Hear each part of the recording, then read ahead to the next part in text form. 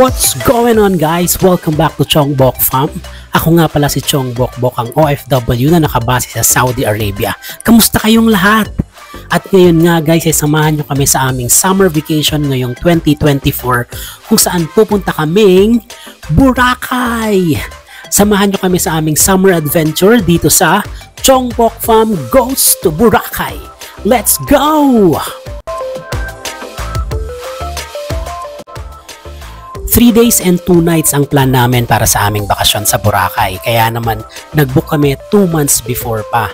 At dahil nga rin may kasama kaming baby na si Baby Rice, we decided na mag-book na lang sa travel and tours para kahit papano less hassle at wala masyadong maranasang mga aberya. 6:45 ng umagang flight namin, kaya naman madaling araw pa lang nasa airport na ang buong team Chongbok Fam. Alam niyo naman, bakasyon ko ngayon as an OFW, kaya naman gusto kong maging memorable ang time ko with them. Medyo excited na rin ang lahat dahil first time namin sa Boracay at excited din ang kids dahil ito ang first time nila nasasakay sa eroplano. Siyempre, gusto nating maging memorable at less hassle ang kanilang first experience. Since open na ang check-in counter, diretso na kami para kumuha ng boarding pass. Medyo na-delay nga lang ng 3 hours ang flight namin dahil may maintenance issue. Kaya naghanap-hanap na lang kami agad ng mauupuan at nag-picture-picture na lang muna kami. Total, hindi naman ni-stress si Baby Rice eh. Okay na rin yun, kesa naman lumipad kami on time nga, pero may safety issue naman pala. It's always better to fly safe.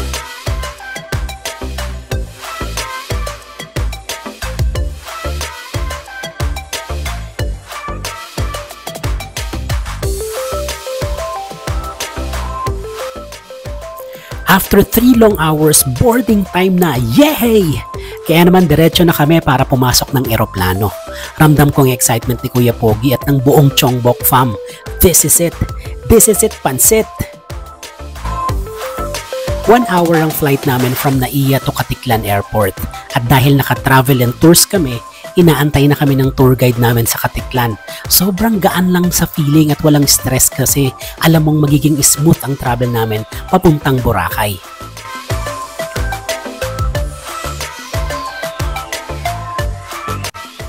Nakakatuwa lang din ng mga FA ng Royal Air.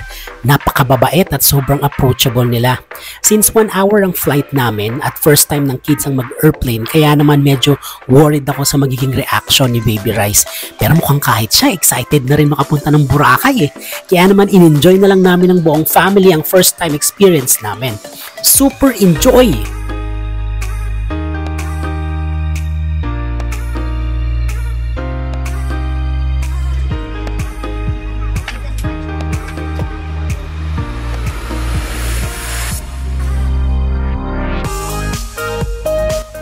Pagbaba namin ng airplane, may naghihintay na sa amin na van na maghahatid sa amin papuntang Jetty Port. Doon kami sasakay ng boat para maghatid sa amin papuntang Boracay proper.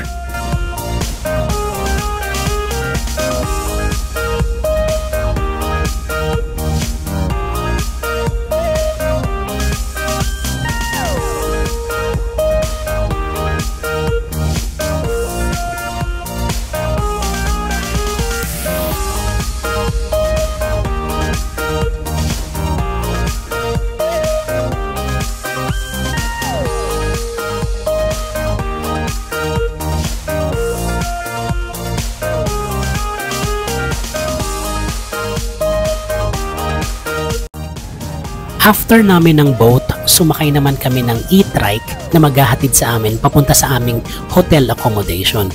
Kasama na nga rin namin dito ang aming tour guide na si Kuya CJ from Mega Parao. Na-enjoy naman namin ng view habang nakasakay kami sa e-trike at dito na nga kami sa La Carmela de Boracay magstay ng 3 days and 2 nights. Hotel room tour muna tayo. Originally, 2 standard rooms ang naibok sa amin. Pero since family of 6 naman kami, they recommend na big room na lang ang ibigay sa amin para sama-sama kaming lahat. At ito nga ang aming room for 3 days and 2 nights.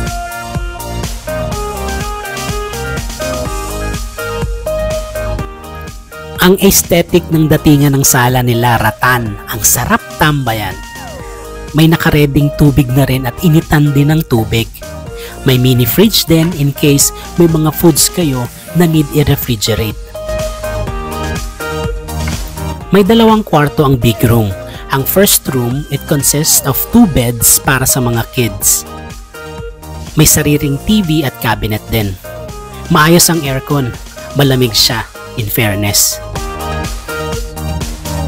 Ito naman ang second room, ang master's bedroom.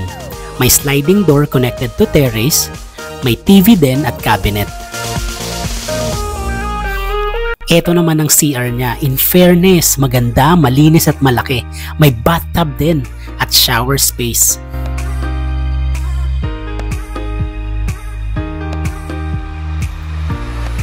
At ito na nga ang terrace na pwedeng tambayan ng mga bagets. Kung di nyo trip gumala sa gabi, dito kayo magkwentuhan magdamag.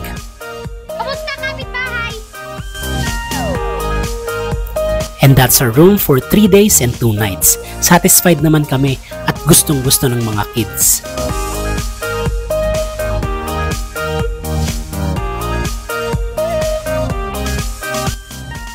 After namin makapag-settle, nag-lunch na kami at di na rin kami nagpatumpik-tumpik pa. Swimming na yarn! Napakaganda ng Boracay, grabe. Napakalinis ng kalsada. May mga designated trash bins pa para wala kang karapatang magtapon ng basura kung san-san. Pero syempre, ang nakaka-amaze na white sand at sobrang linaw ng tubig. Mukhang marerelax lang talaga kami.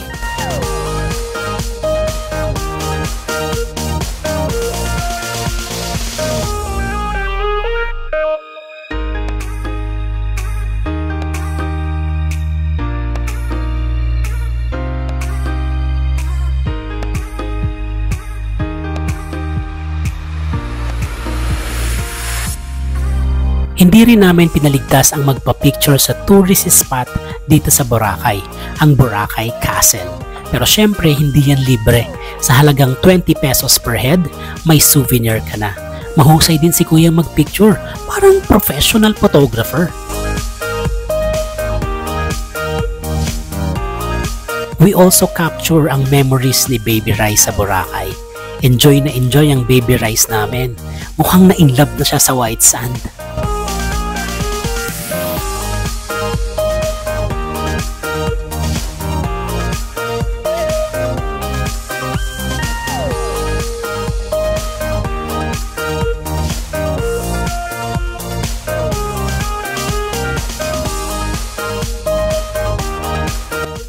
At dahil nga nasa Boracay kami, syempre hindi namin paliligtasin ang manood ng fire dance. Grabe! Nakaka-amaze ang dancing with the fire nila. Sobrang talented!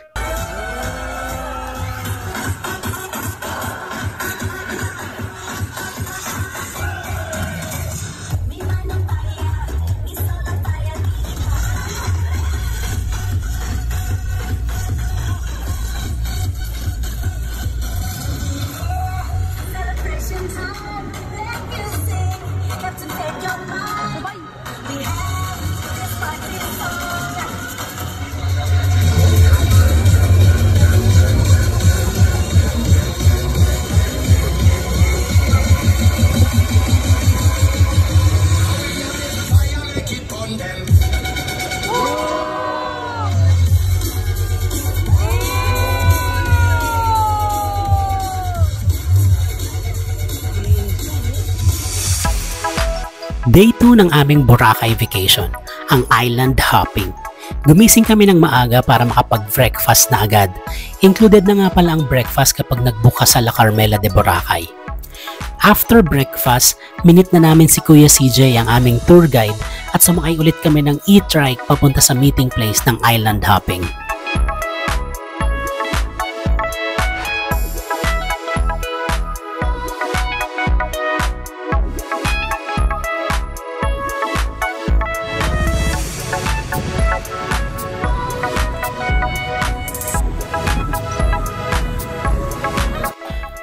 Dito sa meeting place, need namin magpa-register. Kaya naman si Ate Kate at si Ate Diana lang ang aming pinapunta for registration. After that, island hopping na. Let's go!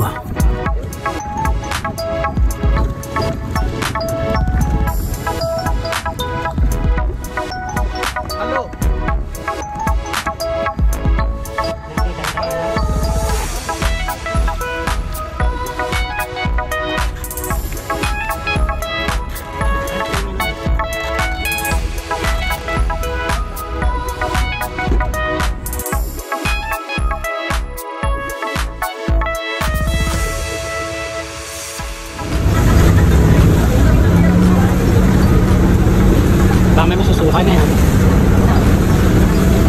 Guys!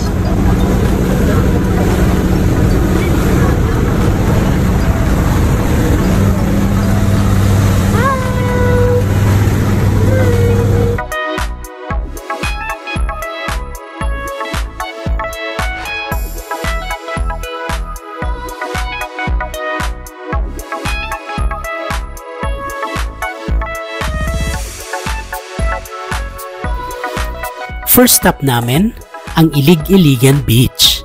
Maganda din ang Ilig-Iligan Beach. Sobrang linaw ng tubig. Ang sarap maligo. Nilibot namin ang Ilig-Iligan Beach for 30 minutes. Picture takings at kung ano-ano pa.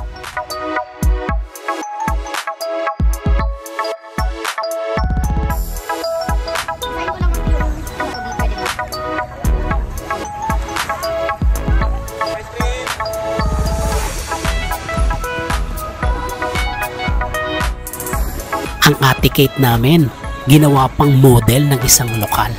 Ikaw na talaga, ate!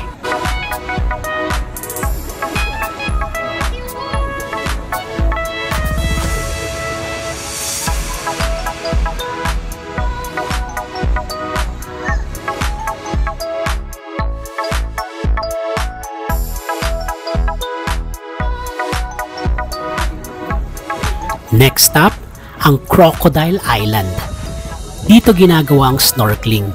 Kaya sa halagang 100 pesos per head, may 30 minutes ka nang makakapag-snorkeling. Sayang nga lang, wala kaming dalang phone cover para sana na-videohan namin ang mga nagagandahang sea creatures. Grabe, iba talaga ang ganda ng yamang dagat.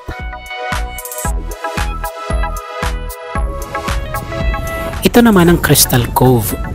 Di na namin trinay pumasok dito. May entrance fee din nga pala dito. Nagpicture-picture na lang kami ni Kuya Pogi.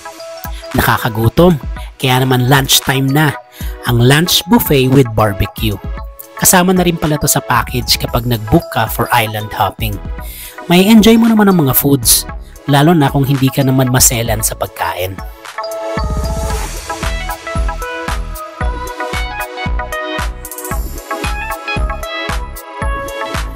After mo kumain, dito rin ginagawa ang Kawa Bath. Di na namin trinay, nilibot na lang namin ng lugar at nag-photoshoot with Baby Rice.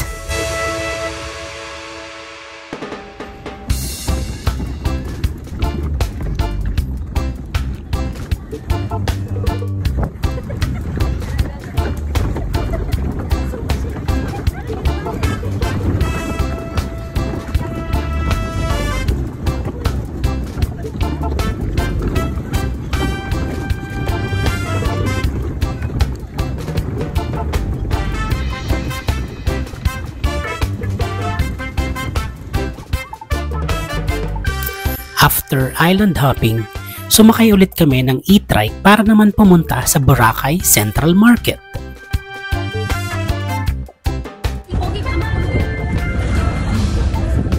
Dayanis.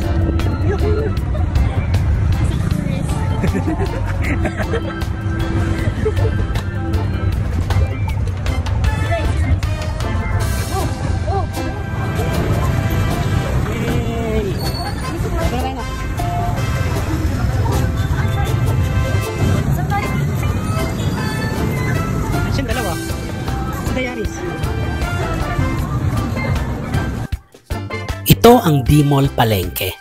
Dito mo matatagpuan ang lahat ng klaseng store and shops dito sa Boracay. May mga perishables gaya ng isda, crabs, shrimps, fruits and vegetables. May mga pampasalubong din, souvenirs and whatnot. May mga restaurants din na iba't ibang foods ang ino-offer. Lahat ng klase ng tinda dito sa Boracay, sa D-Mall Palengke mo makikita.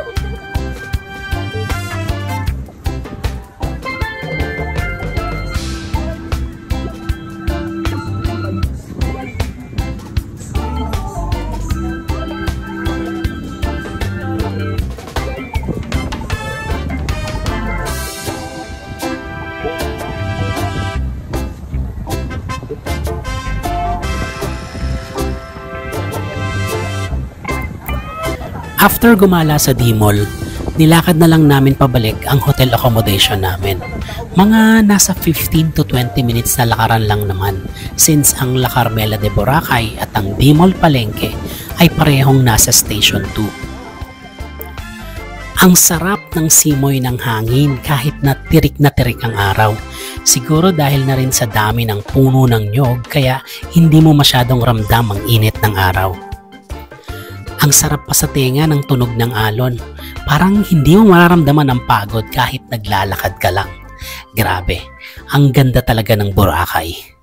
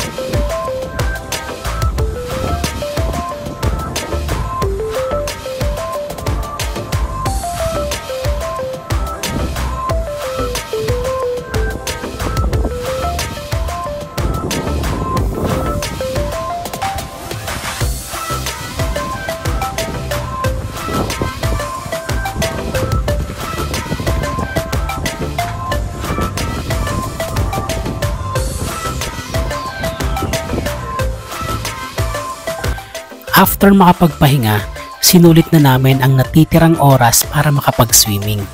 Trinay muna namin ang pool ng hotel na ang background ay ang napakagandang dagat ng Boracay.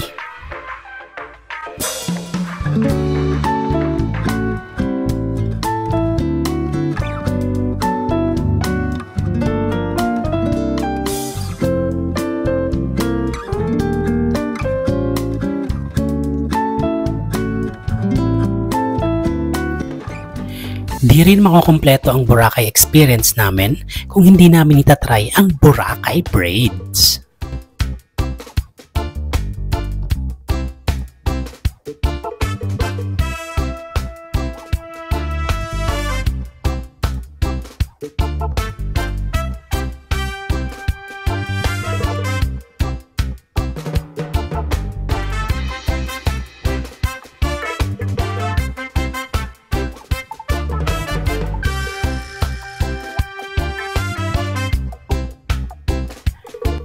This is our day 2 in Boracay ends.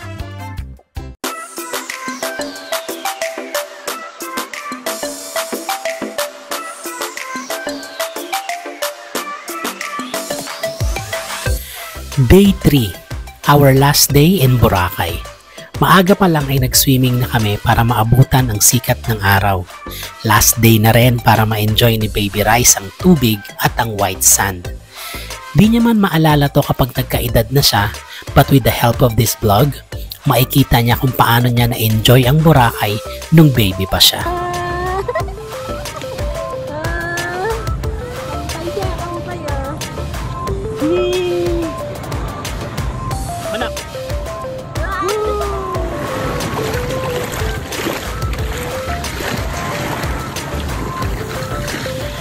Nakaka-amaze lang talaga ang linaw ng tubig ng Boracay Beach.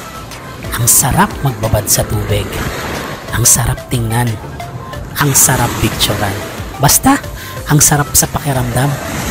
Ang bakasyon ko ay masasabi kong sulit na sulit.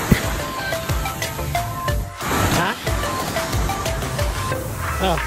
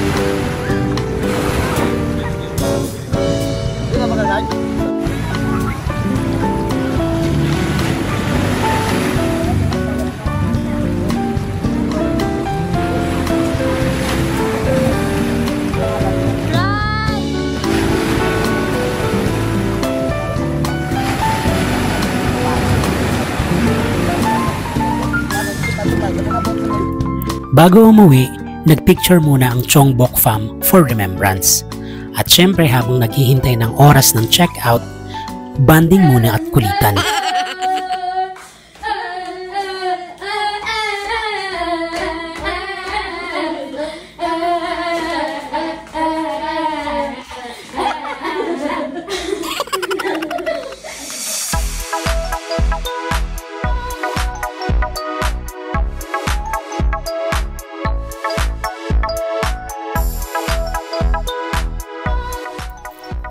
It's now time to go home. From our hotel, sumakay ulit kami ng e-trike and then boat na maghahatid sa amin papuntang port. From the port, may nag-aantay naman sa aming van para ihatid naman kami sa Katiklan Airport.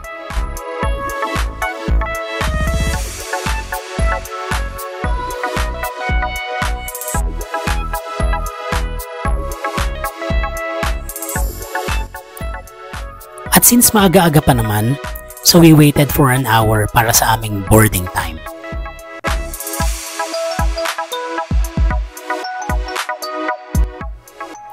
And then, sumakay naman kami ng airport bus na maghahatid sa amin sa Royal Air plane.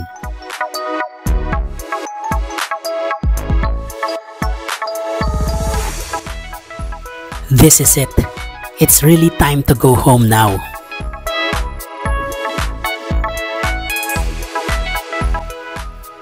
It's just an hour flight from Katiklan Airport to Naiya.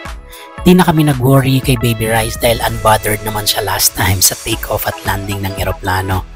Parang mas affected pa nga ako kasi ramdam ko ang pressure sa mga tenga ko. Muli, in-enjoy na lang namin ang mga view habang nagti-take off ang mga plane. Nakakatuwa si Baby Rice. Sobrang at ease.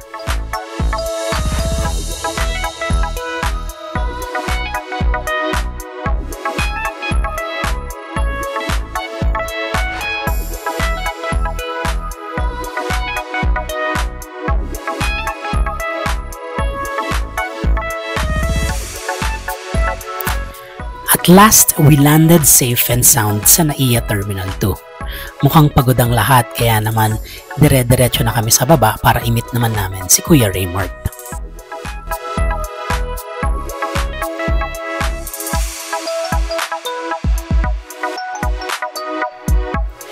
Di na rin naman nagtagal at dumating na rin si Kuya Raymart to send us home.